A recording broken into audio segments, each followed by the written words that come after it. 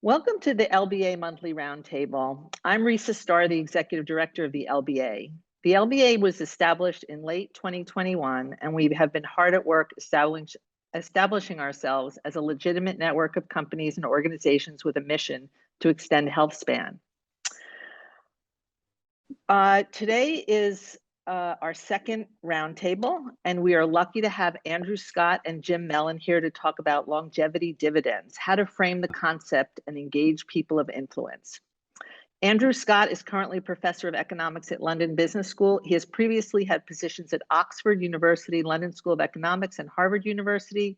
His work focuses on the economics of longevity, and he is the co-author of The 100-Year Life and the New Long Life.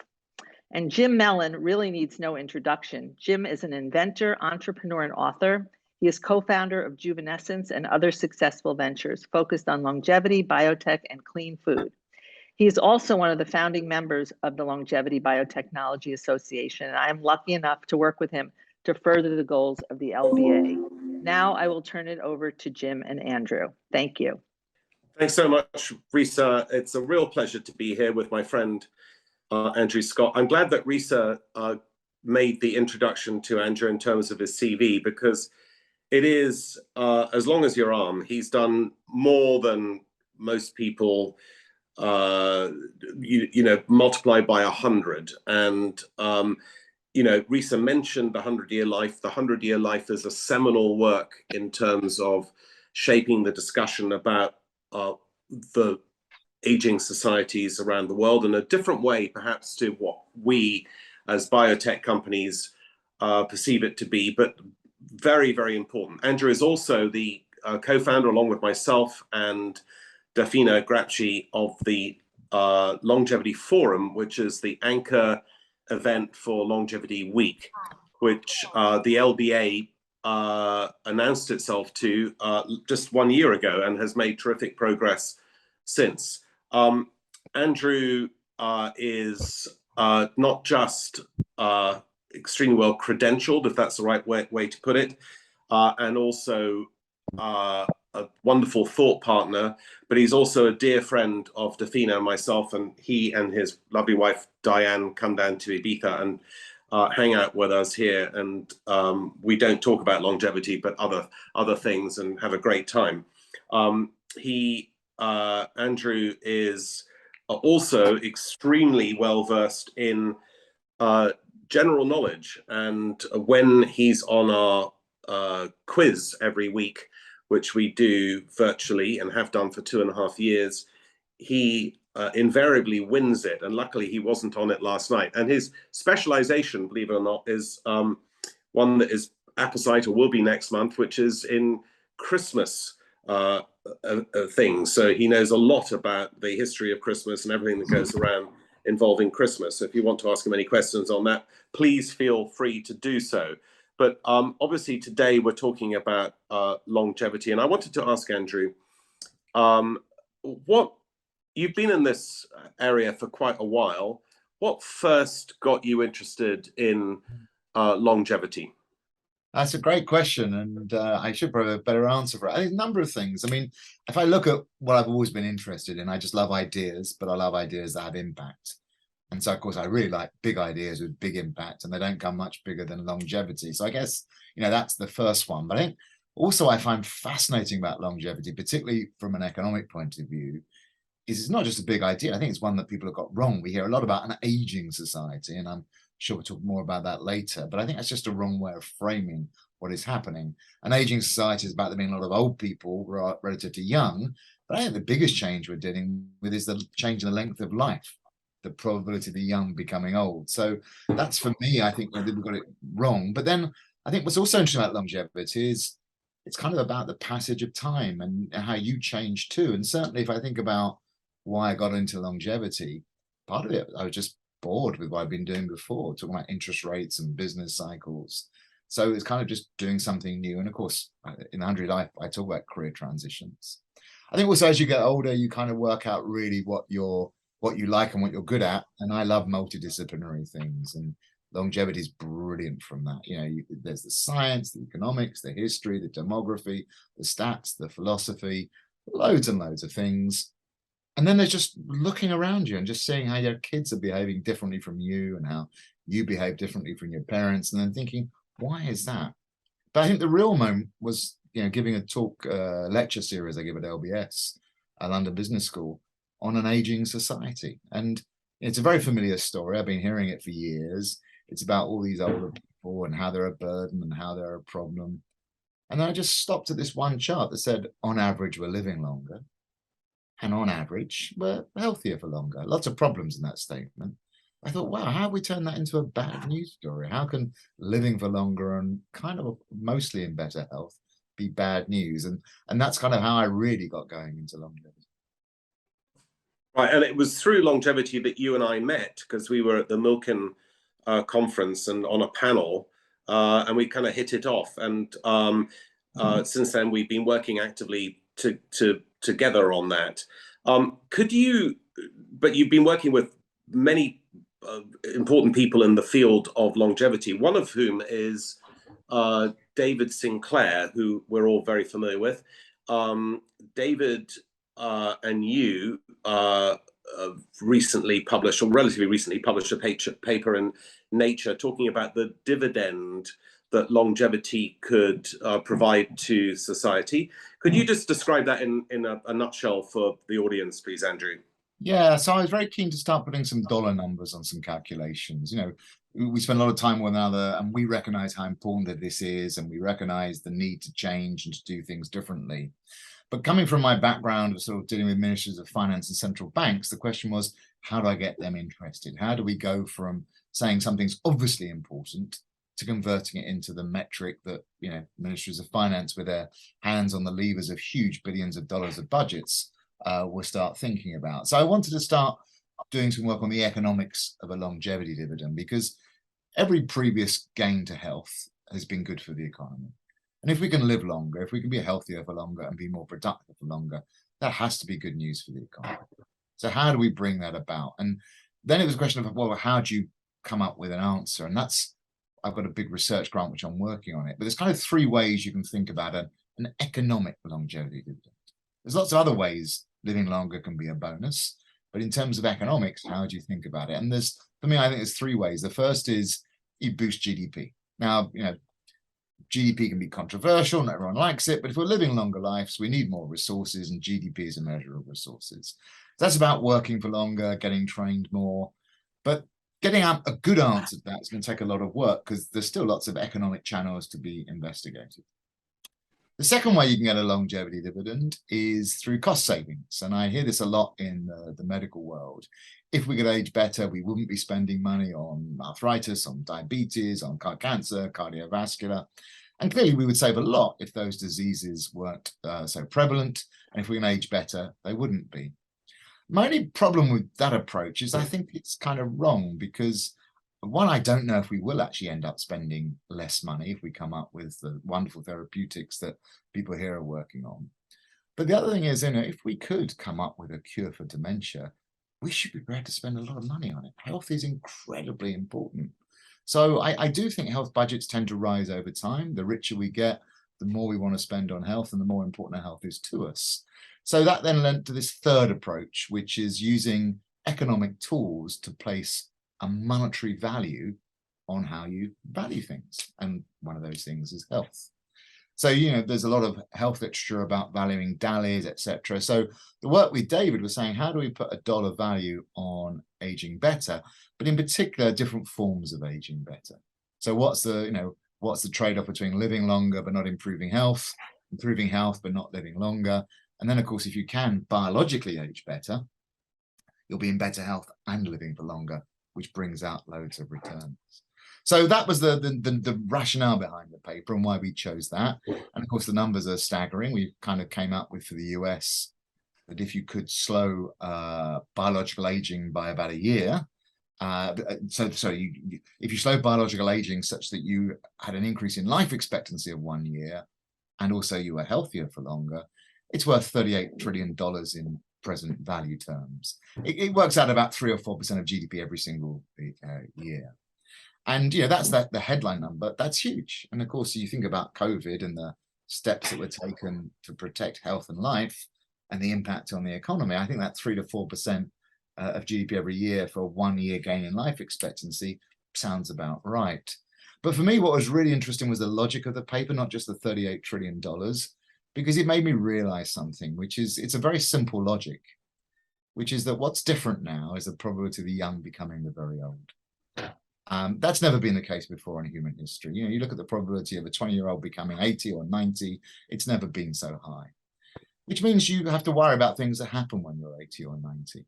And we do worry about getting old. So, of course, therefore, the most important thing now is to age well. And that's the biggest health challenge that we have.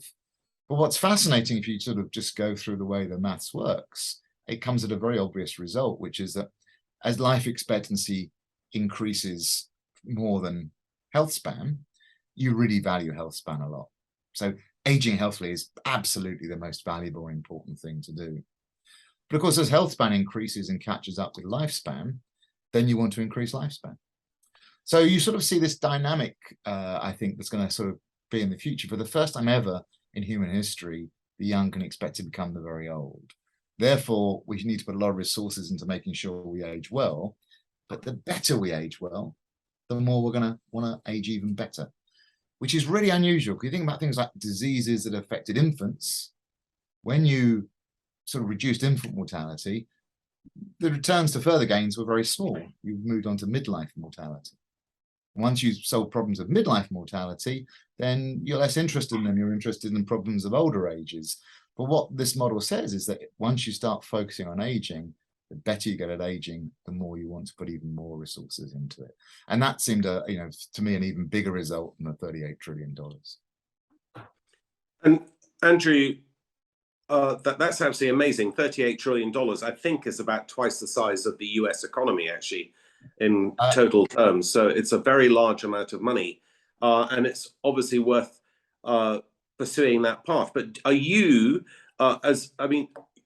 you're an economist and a specialist in the aging economy, but from the scientific point of view, are you optimistic that science can deliver the necessary to create that dividend? Yes, I'm not a scientist, so I can't critically evaluate things, but clearly there are, the people around this table who know the extraordinary things that are happening. And I think, for me, we're clearly seeing a lot of developments happening that are successful in the lab. We're starting to see more and more therapeutics come through. So yes, I am optimistic. What I don't know is how quick it will happen. But what my work makes me think is, for the first time in human history, the young will become the old. We're going to be putting ever more resources into this, and actually, those resources will start to make progress in terms of therapeutics and drugs.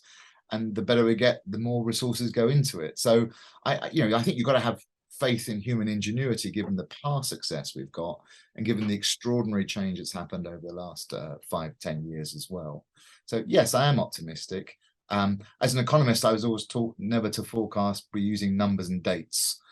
So I'm doing my best to say I don't know when a breakthrough will happen, but I'm pretty sure it will. You crafted a course at the London Business School, which has, got significant acclaim really all the way around the world. Could you just talk a little bit about that course, and also whether you're going to continue with the course and how it might be expanded?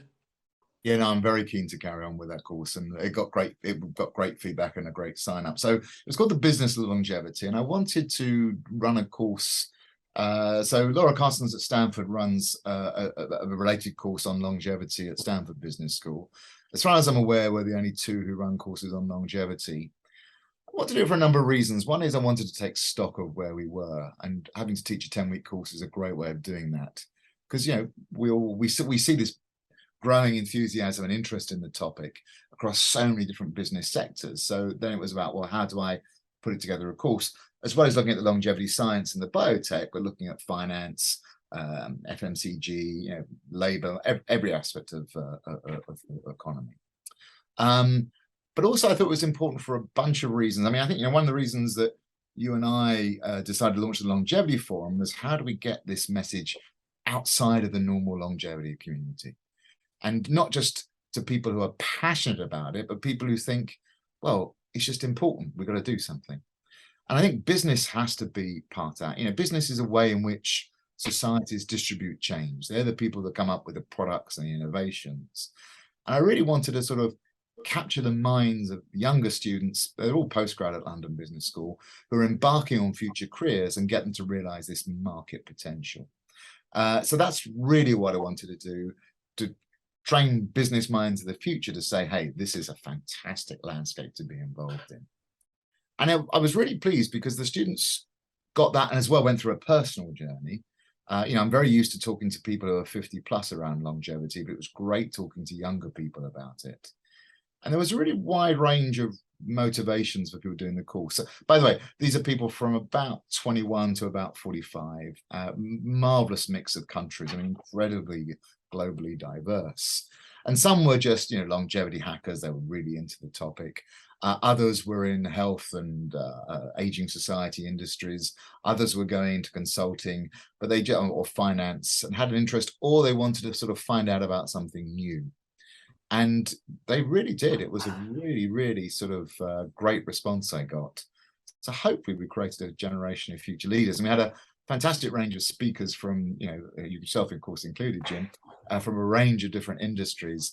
And what was striking to me about the speakers was just recognizing how much is already happening, you know, across the board, not just in biotech, but this longevity as a theme and as a framing is making an impact across so many different sectors. It's still early days, but you can start to see big companies putting serious money into it, lots of startups trying to get serious money into it, but it really did feel like it's spreading out. Yeah, it's really an amazing course, and it's something that, you know, frankly, Risa et al., we should talk to Andrew about in terms of helping him to project it to a wider audience, because it was just super and will be of critical consequence, I think, to the stuff that we're trying to do. So we should have a separate conversation on that. Sounds now, Andrew, you know, we all of us in sort of middle age are looking back at what we've done right and what we've done wrong. I'm not asking you specifically about what you may have done right and wrong, but do you have any frustrations about what's happening and in terms of the you know, the reception to the science of longevity and the impact of longevity in the world? And could you, as a sort of addendum to that question, talk about countries that have got it right and countries that may not be getting it right? Yeah, so there's some frustration. I mean, I think I always take the view that it's a bit like water on a stone. You've got to keep drip, drip, drip, drip, drip. I don't think there's going to be a point where suddenly everything, you know, it is all about this. I think, you know, one of the challenges of longevity, which is less around the sector that we're talking about today, biotech, which of course is very focused, is longevity is such a big theme and covers so many topics that whether it's kind of a horizontal or a vertical for governments and policies gets very complicated. So, you know, it's not everyone's first agenda, even the health people or the pension people, but it's there in the background across every single department, across every single sector and industry. But of course, for you, it's first and foremost what you're about, which gives you a clarity and I think a profile, which is great. And again, what I particularly like about the biotech world is not just how important it is, you know, given that $38 trillion number we were talking about. I mean, it's clear that if we're going to really make substantial changes in how we age, we need help from biology. So that's 100% clear. But what I think, you know, and I think when we first did the Longevity Forum, what was great for me was as a social scientist, the biotech world is saying age is malleable. And it's kind of interesting. Some people love that idea, some people resist it, but we know age is malleable. You know, we just know that what we drink, how we sleep, how we live, what stress we have affects how we age. And I think that's a really powerful message that biotech can help get outside of just even biotech itself, to recognize to people, hey, you are going to probably get old. How you age is really important, and there's things you can do to influence it. So I kind of get, I really like that age malleability that the biotech world makes so clear and apparent. And then you recognize on a daily basis that it's real. frustration is having to keep saying the same thing over and over again. I think once you kind of get longevity and you recognize some of the themes, that it's not about end of life, it's about all of life. It's not about necessarily decline, it's about maintaining health. It's about opportunities, it's about having more time. You know, you really are kicking against very deeply held stereotypes. And I go back again to the fact that, you know, I think we're at a novel moment in human history where you have the young today have a easily more than 50% chance of living to 80 or 90, even under pretty conservative assumptions, let alone the breakthroughs that may come. And that changes everything. But because it changes everything, we've got to put a lot more attention on later life. We have to put more resources into it, but for our own future. And that goes so much against the grain of how we think about aging, how we think about the life course. So I think that would be my biggest frustration. How do we get people to recognize that potential? And with the Longevity Forum, I really enjoyed an interview with Tom Kirkwood. And he just sort of said, societies always tend to underestimate the capacity of older people.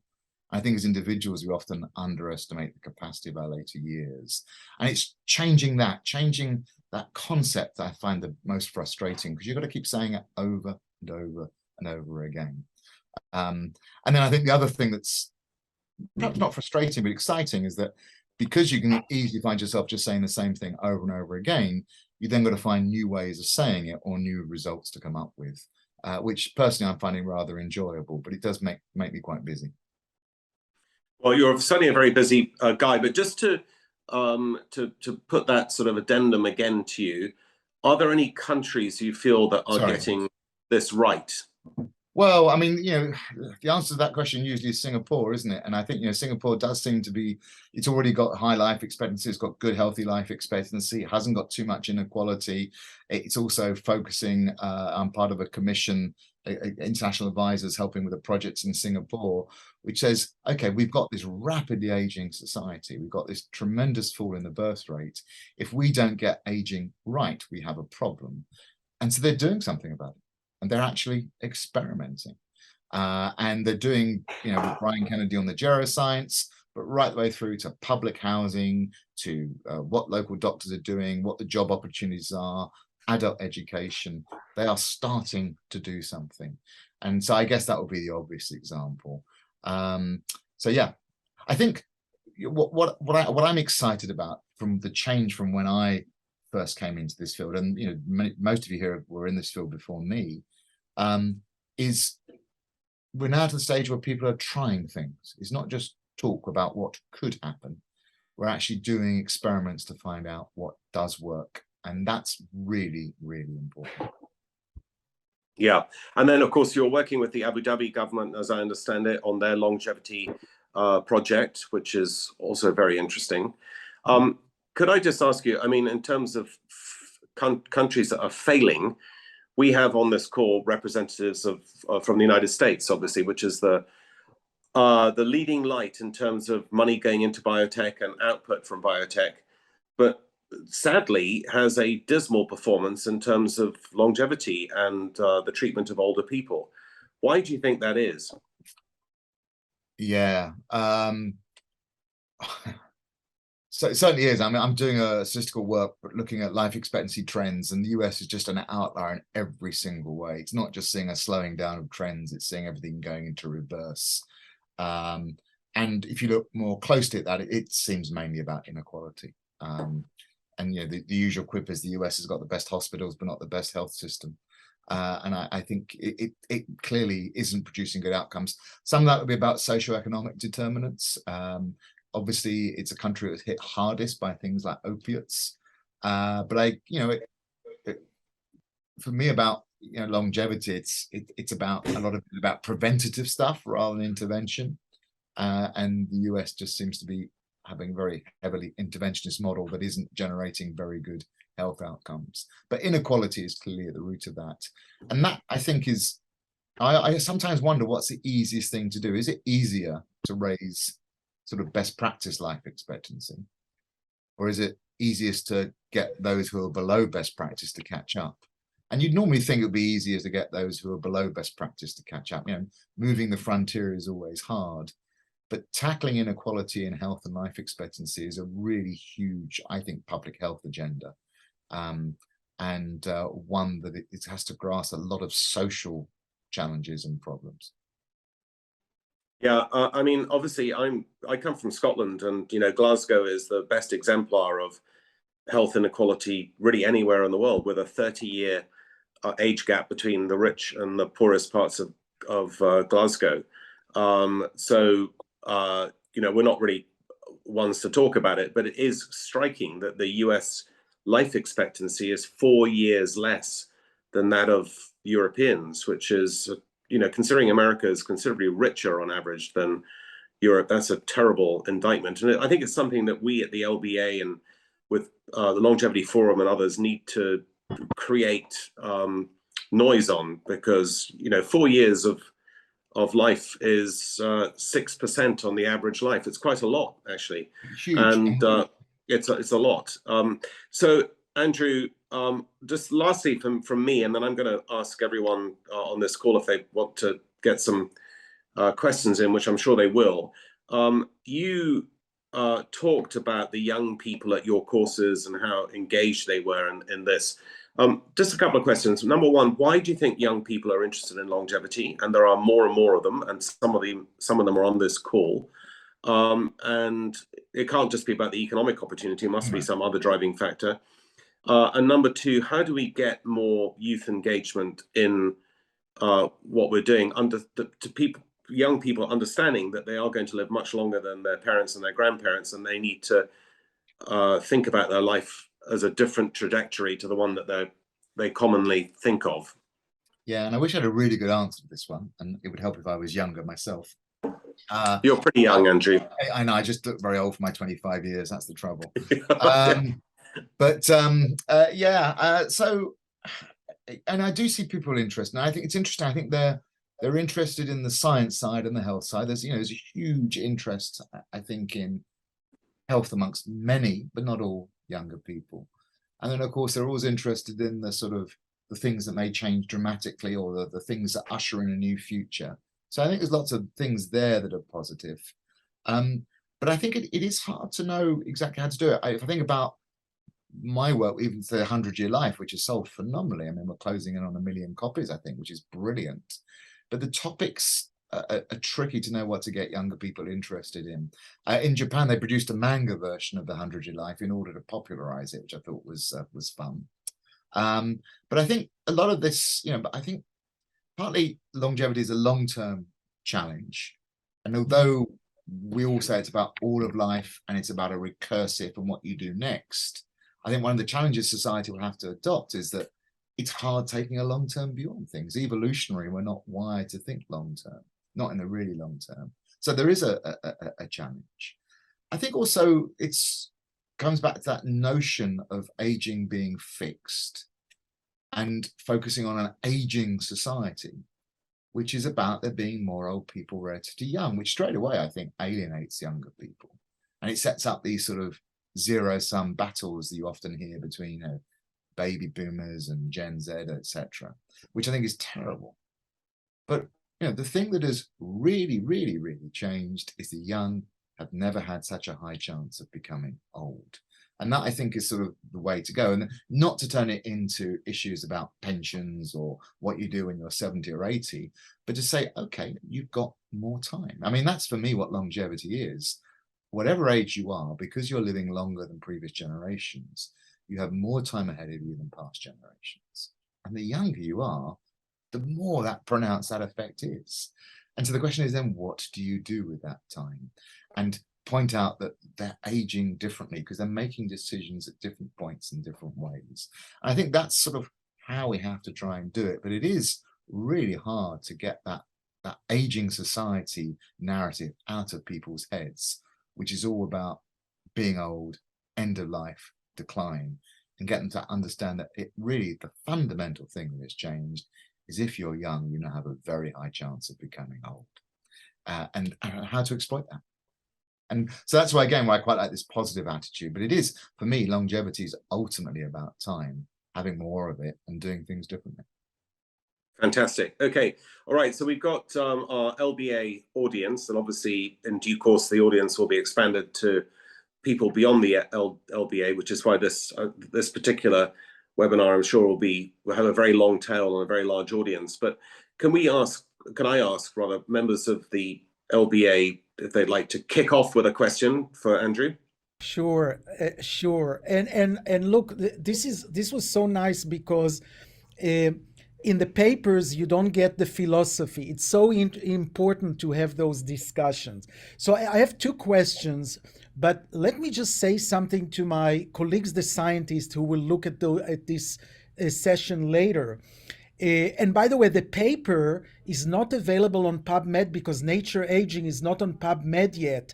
And I'll send Risa a copy of the paper so people can read it. But when I read this Nature Aging paper, I just didn't get it. I didn't get it because I know what it means to have less cost in the last 2 years of life. Okay, that's how we talk.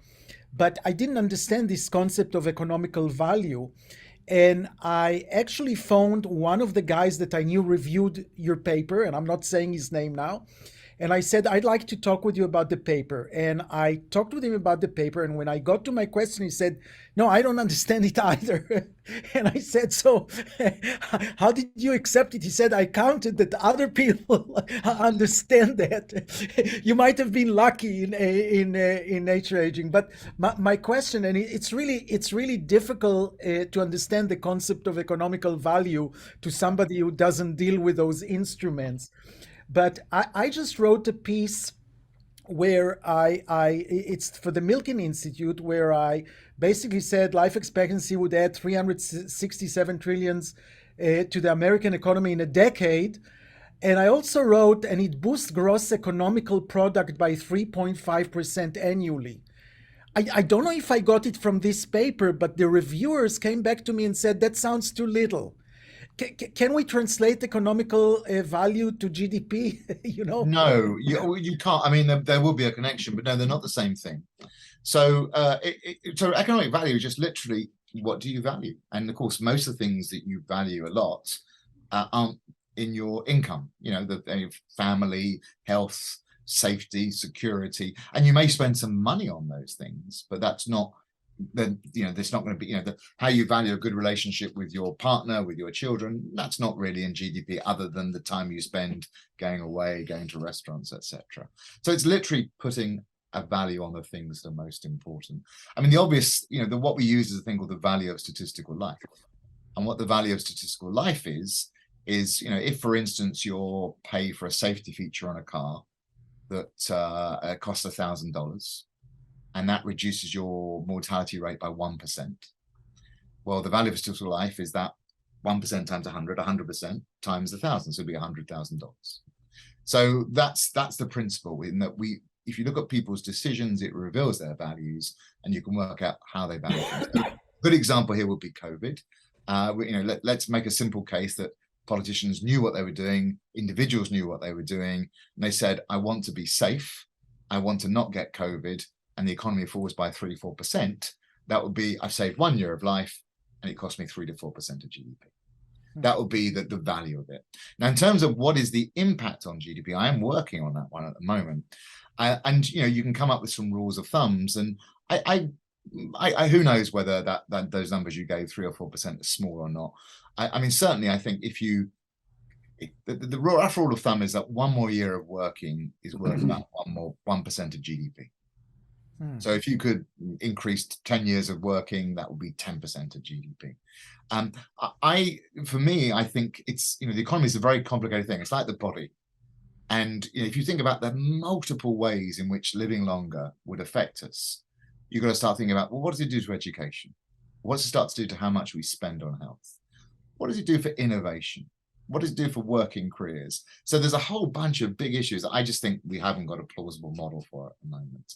So we're a little bit just finger in the air time, hence that 1 year of working is 1% of GDP.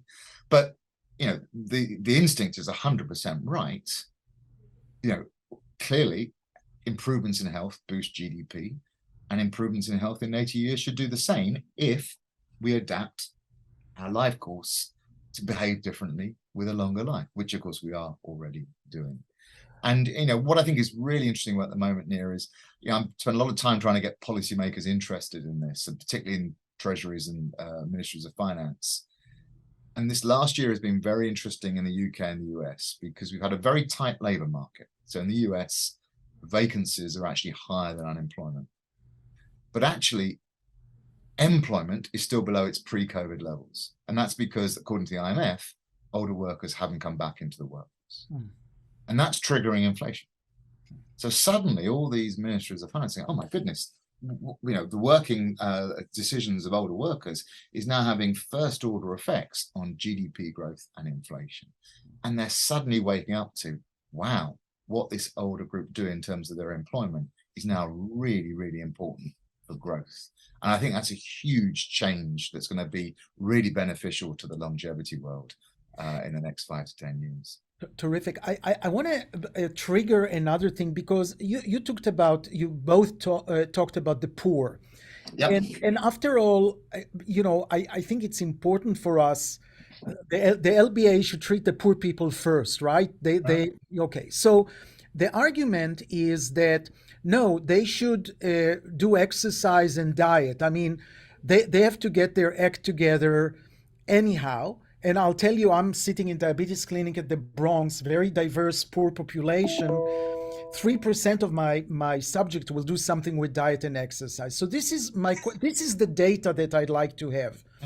In order to get right diet and exercise, we have to have available vegetables. We have to teach people to eat fish. They might not like fish. We need to build gym. We need to get them something to do exercise. So there's economy to that versus an economy for a drug that might help them because they're not going to do all those things. For example, metformin.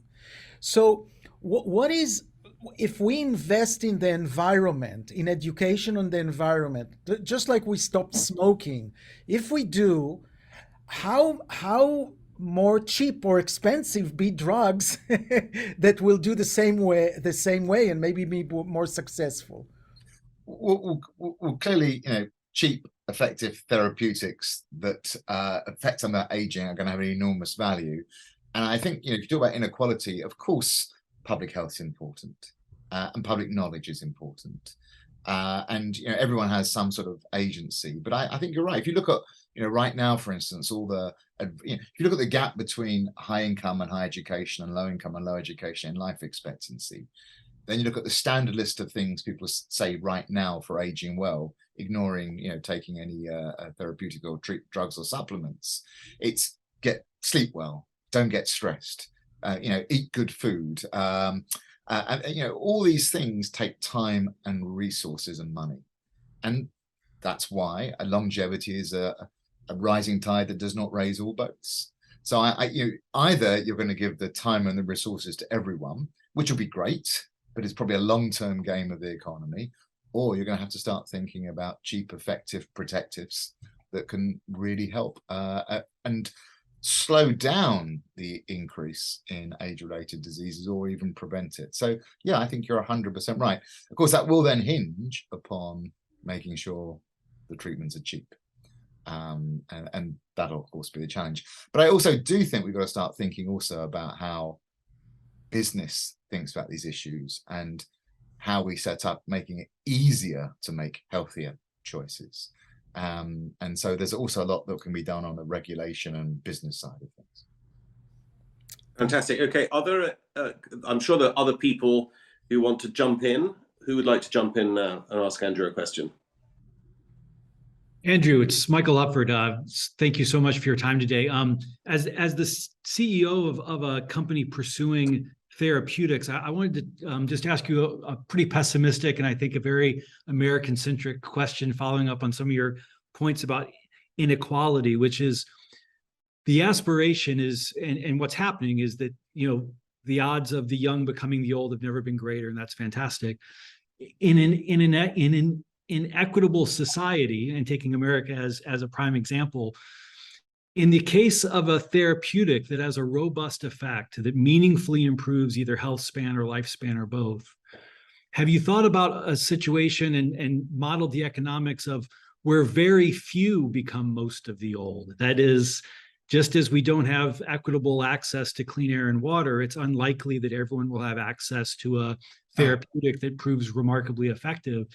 And if a very small segment of the population has access to it, dramatically increasing the odds that they in turn will become the aged. Do you see adverse effects in terms of the diseases of despair and other things that are, thriving, unfortunately, in the American society today, that kind of drag down the potential beneficial effect because only a few are realizing its maximum benefit? I will answer the question before doing that. By the way, the UK also has rising problems with health inequality.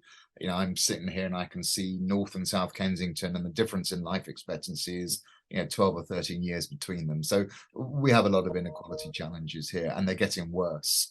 And I think unless we really target interventions, they will naturally get worse. Precisely the reason you said, I said on average, the young have never had such a high probability of getting old. As you pointed out, certain groups in the US, and it is very much certain demographic groups, are actually seeing midlife mortality rise. And I think that's a shocking statistic. To see midlife mortality increase pre-COVID, of course, there's been an even worse reaction in the US to COVID than other countries, is a shocking statistic. And that then, econ is all about incentives, and the less my incentives are long term, the less I invest in the long term, and you get this widening inequality. So going back to your question, I haven't modeled it. I'm keen. What I'm trying to do at the moment is to model how longer life is changing the wealth distribution anyway. Because of course, if you're living longer, you're going to debt more at the beginning, you'll accumulate more money over your life, and you'll see a big shift in who's got money and who hasn't. And that, by the way, has big effects on interest rates. It's one reason people think interest rates are so low at the moment, because there's so many older people with lots of wealth that there's a weight of money keeping rates of return low, or at least was until the last few months. But I think your instincts are absolutely right. If you only have a few people aging, of course, they're going to have big incentives to invest long term.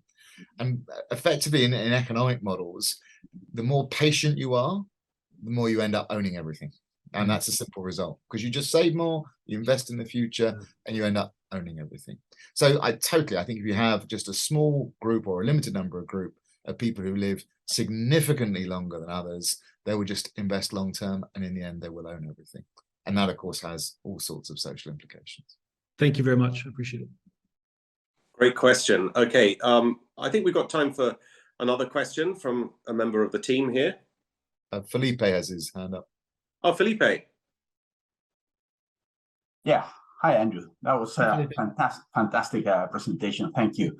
The inequality thing is what bothers me the most about it. Are we producing something that will benefit only a handful of people relative to the rest of the world? That's a terrible thing to think about.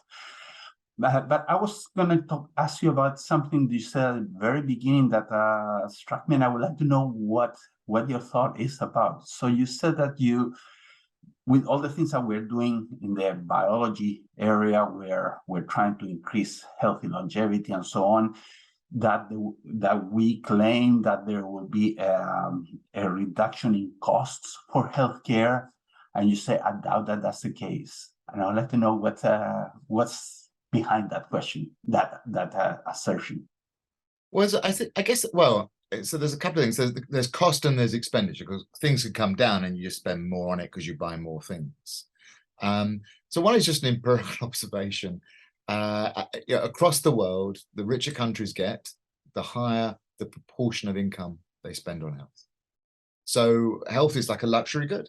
And that 38 trillion that I mentioned in terms of healthy aging and how it's valued is a sign of that, because sort of the more stuff you've got, the more you value health in monetary terms.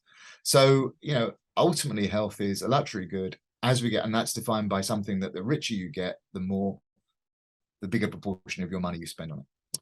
And then there's a nice economic paper by Hall and Jones, I think it is, that just actually tries to model some of these things. And it says, as we live longer, we will see a higher proportion of income being spent on health.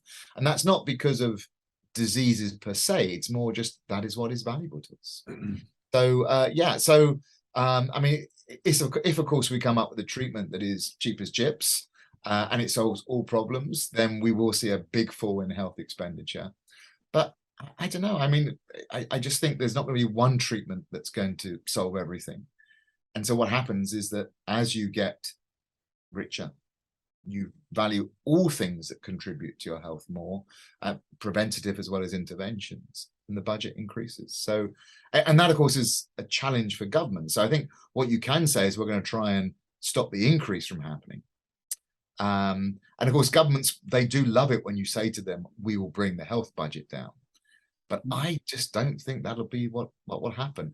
For me, what will happen is as we get healthy longevity, we will work for longer, GDP will increase, and that will provide the resources to finance both the longer lives and the money we need to spend on keeping healthy. And then, you know, the other thing is we just kind of get greedy with health. The healthier we are, the more we value another year of health. So there's always that big demand as income rises to spend it on health, purpose, and meaning. So yeah, sorry, it's not the clearest answer, but that's the logic behind it. I also think it's really important to bear that in mind because, you know, I mentioned dementia earlier. Dementia is such a cruel disease. And yes, I will be prepared to spend money to be looked after if I get dementia, but I will be prepared to spend an awful lot of money more to avoid getting dementia. And that goes back to, you know, my answer to Nia about what is the economic value. You know, there's value in being looked after got dementia, but the value to not getting dementia is even greater. So if we could come up with a treatment that would cost twice as much as we're going to spend on dementia, but we'll get rid of it, count me in. That's a fantastic use of money. Great answer and great question. So I think that we're kind of coming to the end of our time here, but I do want to say that most of the people on this call, if not everyone, will be at the Longevity Week and you know, a variety of the events that are happening there. One of them will be the Science Day at Oxford, and if Trish, and that's on November the 16th.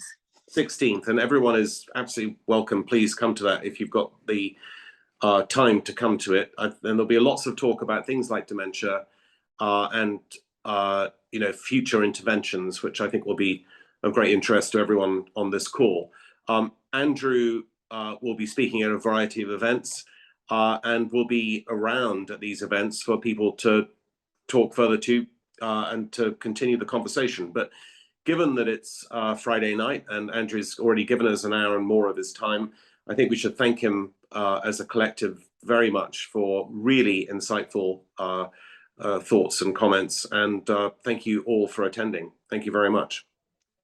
Thank you, everybody. Thank you, Andrew and Jim. My pleasure. Thoroughly enjoyed it. Take care. And Happy look weekend, forward to everyone. catching up with everyone at different times. I'm met some familiar faces who I've missed and some new faces I'm keen to meet. So look forward to catching up with you all in person. Have a great weekend, everybody.